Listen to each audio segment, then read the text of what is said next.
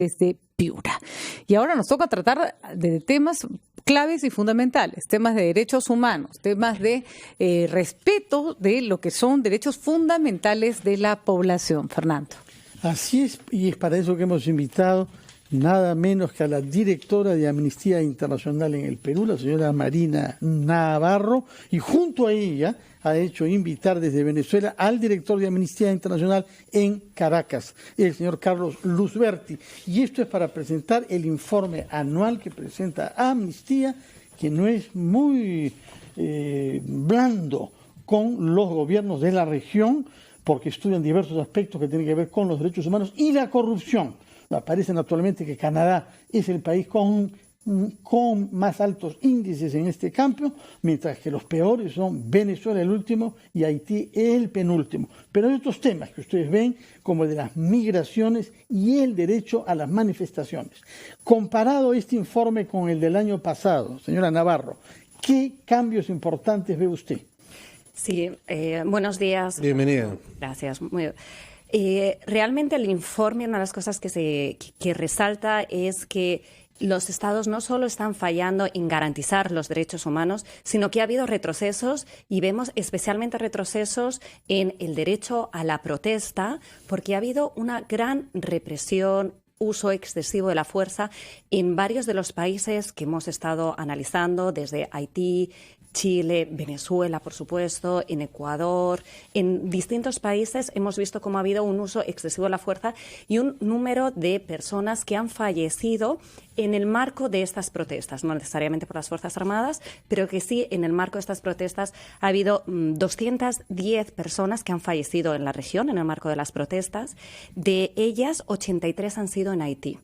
Entonces, sí que estamos viendo cómo, y de ahí sí el Alto Comisionado de Naciones Unidas para los Derechos Humanos ha marcado muy relevante el uso de la fuerza de las Fuerzas Armadas en Haití, ¿no? Igual que ha habido, pues, hemos estado reportando también desde Amnistía Internacional en Venezuela o en Chile. Entonces, en ese aspecto creemos que ha habido un fuerte retroceso, estados de emergencia muy generalizados que se han dado en varios países de la región.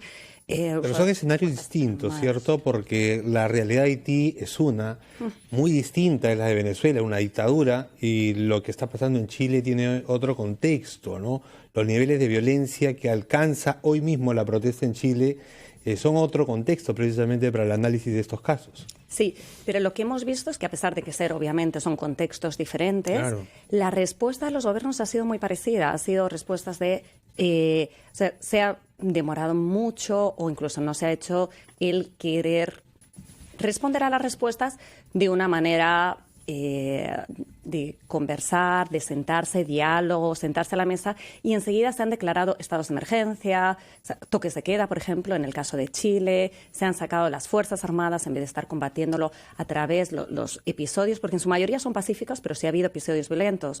Pero los episodios violentos sí los tiene que combatir a través de la policía. Sin embargo, hemos visto cómo se ha sacado mucho a las Fuerzas Armadas y lo que ha llevado, por ejemplo, en el caso de Chile, que se han reportado a que haya violaciones de derechos humanos que se han reportado con un número muy alto también de personas heridas y la mayor parte, por ejemplo, de los que se han reportado en Chile, de cada 4 denuncias que ha habido, han sido 3 a las Fuerzas Armadas y 1 a Carabineros. Entonces, también es algo que estamos reportando. Y otro de los aspectos que hablábamos antes, Fernando, era de las restricciones que hay a la solicitud de asilo. Digamos que ha habido, sobre todo, tanto en el Triángulo Norte, ¿no? O sea, todo lo que es Centroamérica, Honduras, Salvador, Guatemala, Asia, México y Estados Unidos, que ha habido cada vez mayores restricciones, como el otro foco fuerte de movilidad humana, que ha sido los más de casi 5 millones ya, 4.800.000 según ACNUR, que han salido de Venezuela y que en su mayoría están en los países de la región, Colombia y seguido por Perú. Carlos Luzberti es el director de Amnistía Internacional en Venezuela y está con nosotros precisamente para darnos una mirada más certera de este panorama, que es el que mejor conoce porque está en Venezuela. Buenos días, bienvenido. Hola, buenos días. Sí, efectivamente, la situación de la crisis migratoria venezolana es una situación crítica, es la crisis de movilidad humana más grande del mundo después de Siria, y en todo caso sería la primera si tomamos en consideración cuando lo vemos desde el punto de vista de que en Venezuela no hay una situación de conflicto armado como ocurre en Siria. Sí, por supuesto. Más sin embargo, Venezuela sí exhibe, según organizaciones que lo verifican, la cifra de violencia armada más alta del mundo, más alta de la región, superando Haití y Jamaica. Es decir, en Venezuela el índice de muertes por 100.000 habitantes es 60 personas por 100.000 habitantes fallecidos. 60 es demasiado. Estábamos conversando el otro día con un representante de Costa Rica, tenían 10, casi 11, le parecía muy elevado. En el Perú teníamos hasta hace 2 años, 3 años, casi 7. Es demasiado. Sí, el problema de la violencia armada es desafortunadamente un problema endémico en Venezuela que tiene varios años. Desde Amnistía Internacional Sección Venezuela hemos venido monitoreándolo, hemos venido trabajándolo en conjunto con colegas de otras organizaciones, llamando la atención de las autoridades acerca de la necesidad de políticas públicas con enfoque de derechos humanos para atender esto desde un punto de vista integral. ¿Es la criminalidad común la que actúa libremente en Venezuela, o también tienen responsabilidad de estos colectivos armados por el gobierno de Nicolás Maduro? El problema yo creo que es multifactorial. Por ejemplo, la Oficina de la Alta Comisionada de Derechos Humanos, Michelle Bachelet, estuvo el año pasado en Venezuela y documentó con cifras oficiales más de 1.500 casos de ejecuciones extrajudiciales cometidas por fuerzas de seguridad del Estado, fundamentalmente la Fuerza de Acciones Especiales del Cuerpo de Policía Nacional, pero también de otros cuerpos de seguridad, además de otros casos donde han intervenido estos grupos armados al margen de la ley. Y a esto habría que sumar indudablemente lo que podría ser la delincuencia común. Venezuela es un país que desafortunadamente en el último tiempo ha visto una proliferación desordenada de armas que en definitiva pues terminan siendo el elemento o el vehículo de estos índices escandalosos en materia de violencia armada. Terrible situación en Venezuela. Señora Navarro, a nivel regional, ustedes destacan también 3 tipos de degradación. Uno, temas medioambientales. Segundo lugar, impunidad, es decir, que la justicia no funciona en muchos de los países. Y tercer, aumento de la violencia de género. Coméntenos esos 3 puntos, por favor. Sí, lo que hemos visto a nivel medioambiental es no solo, por ejemplo, que en el Amazonas, que hemos visto estos grandes incendios, ha aumentado un 30% los incendios en el Amazonas.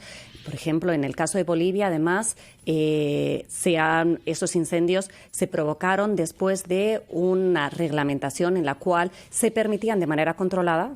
Una autorización del gobierno de Evo Morales. Una autorización, exactamente, una autorización. Entonces vimos cómo se iban aumentando. Pero no solo esto, sino que se ha convertido, bueno, o sigue siendo la región más peligrosa para los defensores del medio ambiente. De los 308 asesinatos que ha habido en el mundo de defensores de derechos humanos, la mayoría por medio ambiente, 208 creo que han sido, les voy a dar la cifra. 2/3 partes han sido... Del mundo. Del mundo. 2/3 partes es en América Latina. Y de los cuales la mitad son en Colombia. 106 asesinatos en Colombia para defensores especialmente indígenas, campesinos. En Colombia. Entonces es una región en la cual defender la tierra, defender el medio ambiente se ha convertido en altamente peligroso y es una de las preocupaciones.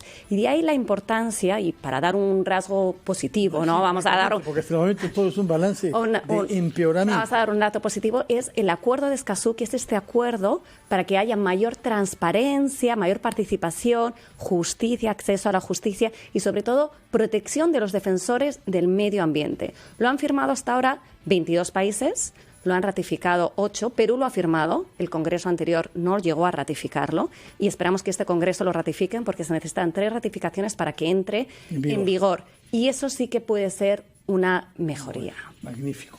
¿Dónde se presenta el informe?